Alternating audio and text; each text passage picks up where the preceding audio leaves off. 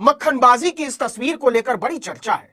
विपक्ष पूछ रहा है कि चीन को लाल लाल गरम गरम धधकती हुई आंख दिखाने वाले पिघल क्यों गए। लड़ाई तो हमारी पाकिस्तान के साथ हो रही थी, सबक तो हम पाकिस्तान को सिखाने की कोशिश कर रहे थे, लेकिन पीछे से लड़ रहा था चीन। इतनी क्या जल्दी है कि हमने चीन से हाथ मिलाने की सोची, जैसे कि कोई दोस्ती करना चाह रहा हो या दोस्त से मिल रहा हो। लेकिन आज जब चीन हमारे दुश्मन देश के साथ खड़ा है तो उसे लाल लाल आंख दिखाने की बात करने वाले मोदी जी उसके लिए लाल कालीन क्यों बिछा रहे हैं। राहुल गांधी ने तो यहां तक कहा कि दरअसल भारत की विदेश नीति का सर्कस बना दिया है। आज जब चीन हमारे दुश्मन देश के साथ खड़ा है तो उसकी चिरौरी करने की क्या जरूरत है। लाल आंख दिखाने की बात करते थे, कभी लाल शर्ट पहन के लल्लो जप्पो करने लगते हैं, कभी लाल कालीन बिछा देते हैं। मतलब 2 महीने नहीं हुए अभी ऑपरेशन सिंदूर के बाद, जिसमें मुझे लगता है कि इंडिया फंस गई है between the US and China.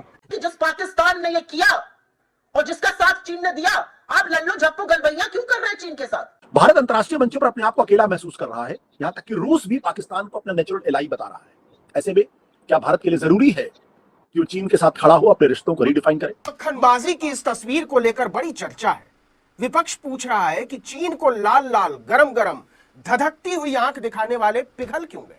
आपको याद दिला दें कि गलवान घाटी में 15 जून 2020 को हुए भीषण संघर्ष में चीन ने भारत के 20 सैनिकों को शहीद कर दिया था। उस घटना के पूरे 5 साल बाद विदेश मंत्री एस जयशंकर बीजिंग पहुंचे।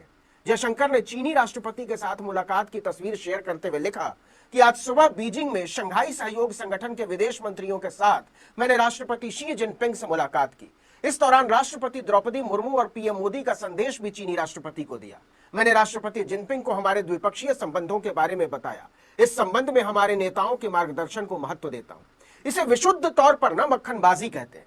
कांग्रेस ने इस मक्खनबाजी के आनंद पर नमक रगड़ते हुए कहा कि नरेंद्र मोदी का चीन से प्रेम पूरी दुनिया जानती है।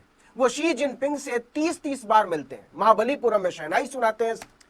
इस वीडियो को देखकर आपको एक चीज़ का तो अंदाज़ा हो जाएगा कि हमारे पड़ोसियों में पानी कितना है। वैसे उनकी भड़कें सुने, उनके मीडिया की, गोबर आर्या को सुने। वो 2 दिन पहले तक ये कह रहा था कि चीन हमारा नंबर 1 एडवर्सरी है और हम उसे उसकी औकात दिखाएंगे, और साथ पाकिस्तान पर ताने मारते हुए ये कह रहा था कि हम तो दुश्मन भी अपने लेवल का रखते हैं, यानी चीन को रखते हैं। ये रहा उनका दुश्मन। इसे कहते हैं थूक कर चाटना।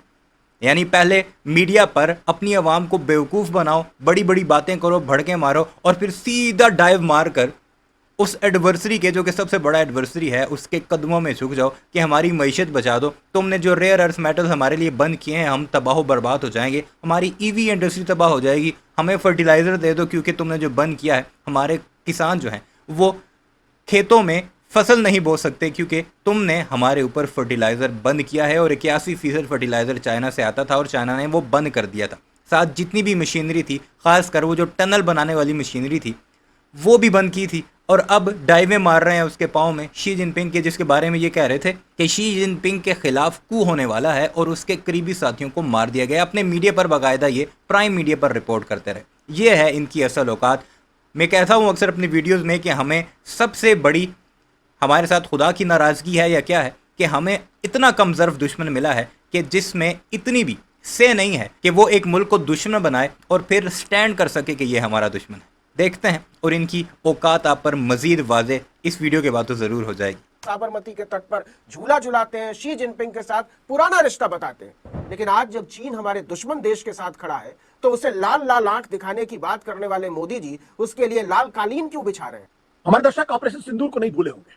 साथ ही साथ उसके पहले जो पहलगाम में हुआ, वहां जो 26 लोगों की जाने गई कुत्तापूर्वक धर्म पूछकर, वो भी नहीं भूले होंगे। पहलगाम का सबक सिखाने के लिए ऑपरेशन सिंदूर भारतीय सेना ने लॉन्च किया था। और इस बीच जो खबर सबसे बड़ी उभर कर आई थी वो ये थी कि दरअसल लड़ाई तो हमारी पाकिस्तान के साथ हो रही थी, सबक तो हम पाकिस्तान को सिखाने की कोशिश कर रहे थे, लेकिन पीछे से लड़ रहा था चीन। यह बात शुरू में कई अखबारों में आई, खबरें हुई, लेकिन इस बात की पूरी पुष्टि की deputy army chief lieutenant general Rahul Singh ने, जब उन्होंने कहा कि सीमा पर एक नहीं बल्कि 2 यहां तक कि 3 शत्रुओं की बात उन्होंने की। एक पाकिस्तान, दूसरा चीन और तीसरा तुर्की। यहां तक कहा गया कि 81% जो पाकिस्तान का साजो सामान था, जो हार्डवेयर था, वो चीन प्रोवाइड कर रहा था। चीन के लोग पाकिस्तान को हर पल की जानकारी दे रहे थे और एक तरीके से वो प्रॉक्सी वॉर लड़ रहे थे।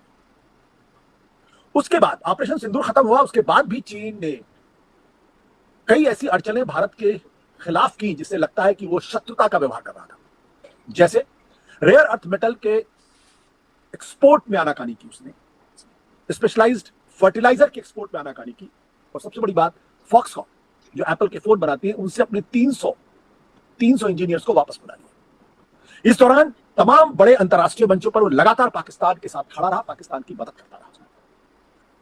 लेकिन एक तस्वीर जो भी आपने औकात वाजे हो रही है यहाँ पर भारतीयों की कि चीन ने अपने इंजीनियर्स बुलाए, कुछ सामान रोका तो इनकी हाथ में आ गई। थोड़ी देर पहले देखी होगी कि भारत के विदेश मंत्री जयशंकर चीन के विदेश मंत्री वांग यी से हैंडशेक कर रहे हैं। आज जब चीन हमारे दुश्मन देश के साथ खड़ा है तो उसकी चिरौरी करने की क्या जरूरत है? लाल आंख दिखाने की बात करते थे, कभी लाल शर्ट पहन के लल्लो जप्पो करने लगते हैं, कभी लाल कालीन बिछा देते हैं। लोकसभा में विपक्ष के नेता राहुल गांधी ने जयशंकर और जिनपिंग के साथ मुलाकात और भारत चीन संबंधों पर चर्चा को पूरा सर्कस करार देते हुए इसे भारत की विदेश नीति को तबाह करने की कोशिश बताया।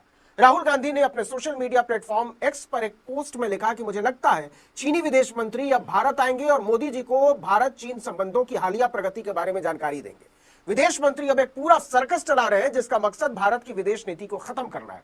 इससे भी ज्यादा गंभीर बात यह है कि जब चीनी प्रेम जताया जा रहा है और प्रधानमंत्री दुनिया भर में घूम घूम कर मेडल बटोर रहे हैं तो पहलगाम हमले के वो 28 परिवार पूछ रहे हैं आखिर उन्हें न्याय कब मिलेगा। जिस पाकिस्तान ने ऐसा किया और जिस चीन ने उसका साथ दिया, आप उसके साथ गलबहियां क्यों कर रहे हैं? कि जिस पाकिस्तान ने ये किया और जिसका साथ चीन ने दिया, आप लल्लो झप्पू गलबैया क्यों कर रहे हैं चीन के साथ? जिनपिंग की मक्खनबाजी के फोटो शूट पर कांग्रेस बिफर गई है। उसने विदेश मंत्री एस जयशंकर की चीन यात्रा और भारत चीन सीमा तनाव पर संसद में व्यापक चर्चा की मांग कर डाली। साथ ही साथ उन्होंने चीन के राष्ट्रपति शी जिनपिंग से भी मुलाकात की और उन्होंने ट्वीट किया।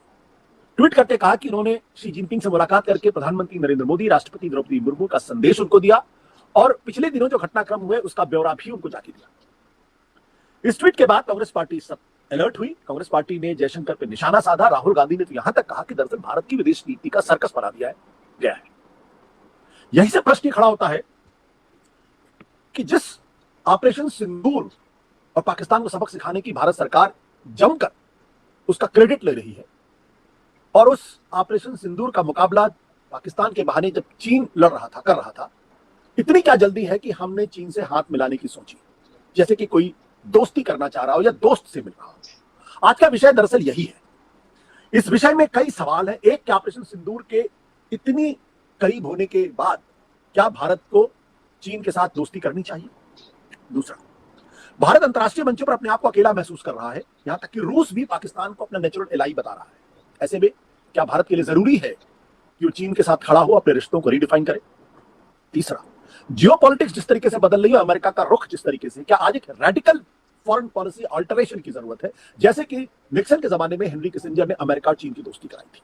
लेकिन सबसे बड़ा सवाल, राष्ट्रवाद की बात करने वाली भारतीय जनता पार्टी, जो हर उस शख्स को जो पिछले दिनों चीन गए या चीन से किसी तरीके की मुलाकात की, उनको देशद्रोही और न जाने किन शब्दों से नवाजा गया, क्या अब वही चीजें भारत की सरकार के साथ होनी चाहिए या पूछी जानी चाहिए? पार्टी का कहना है कि सरकार को मानसून सत्र में चीन से जुड़ी सुरक्षा चुनौतियों और व्यापार प्रतिबंधों पर स्पष्टीकरण देना चाहिए। कांग्रेस के महासचिव जयराम रमेश ने कहा कि जब 1962 का युद्ध के समय संसद में चर्चा हुई थी तो अब क्यों नहीं की जा सकती। उन्होंने कहा कि प्रधानमंत्री मोदी और राष्ट्रपति शी जिनपिंग की मुलाकात के बाद भारत चीन के रिश्ते सुधर रहे हैं। उन्हें संसद को बताना चाहिए कि कैसे सुधर रहे हैं। खुद भारतीय सेना के उप प्रमुख लेफ्टिनेंट जनरल राहुल सिंह ने साफ तौर पर कहा था कि ऑपरेशन सिंदूर में भारत 3 दुश्मनों से जंग लड़ रहा था। उनका साफ इशारा पाकिस्तान के साथ चीन और तुर्की की तरफ था। पूरी दुनिया जानती है कि चीन ने ऑपरेशन सिंदूर के दौरान पाकिस्तान का समर्थन किया था, उसका साथ दिया था। चीन ने पाकिस्तान को इस ऑपरेशन के लिए user network war system, jet 10C लड़ाकू विमान, PL-50 एयर टू मिसाइल और ड्रोन जैसे आधुनिक हथियार मुहैया कर। वैसे मुल्क हो तो चीन जैसा हो, जो चपेड़े भी मारे और मिन्नतें भी करवाए भारत जैसे मुल्क से, तो मज़ा ही अलग होता है। और अब आपको एक मज़े की बात बताऊं कि एक कम्युनिस्ट पार्टी है भारत की, उसका एक शख्स जो है वो मीडिया पर काफ़ी अपीयर होता रहा ऑपरेशन सिंदूर के बाद, जब पाकिस्तान ने मार मारी थी इन्हें, तो वो ये कह रहा था कि चीन के साथ तुम बातचीत करो। तो उसको इतनी गालियाँ पड़ती थी, गौरव आर्या हो, जनरल बख्शी हो, उनके बाकी जर्नल हो, ये सारे बैठकर एंकरों समेत उसे गालियाँ निकालते थे कि तुम गद्दार हो, तुम दुश्मन हो। अब वो सवाल पूछ रहा है कि तुम अब चीन के आगे जाकर घुटना टेक आए हो, अब मुझे उन बातों को या जो गालियां देते रहे उसका जवाब दो, हिसाब दो। जयराम रमेश ने कहा कि पिछले 5 सालों से कांग्रेस चीन पर चर्चा की मांग कर रही है और मोदी इससे भागते रहे हैं। आने वाले मानसून सत्र में प्रधानमंत्री को इस मांग को मान लेना चाहिए। वहीं सुप्रिया श्रीनेत ने कहा कि हमारी सेना ने कहा था चीन पाकिस्तान की मदद कर रहा है, तो फिर नरेंद्र मोदी और उनकी सरकार चीन के साथ ये तमाशा क्यों कर रही है? सरकार संसद में देश की जनता को जवाब दे। आपको बता दें कि भारत चीन के साथ 3440 किलोमीटर लंबी सीमा शेयर करता है।